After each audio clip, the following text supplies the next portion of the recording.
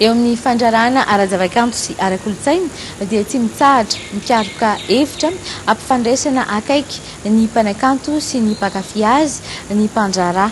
Kintana Kanto Production miaraka amin'ny Ricky dia manolotra ny malalazy indray ao amin'ny Dôme RTA ny voalohan'ny volana Desambra manomboka amin'ny 4 io dia noheverina ampifanakaiky ny Ricky amin'ireo mpakafy azy efa hatramin'izay satria tsy vitany hira ihany fa misy ihany koa ny fotoana ahafahana mifampikasoka mihitsy ary miara-minana sy miara-misotro amin'ny olombelona Ricky.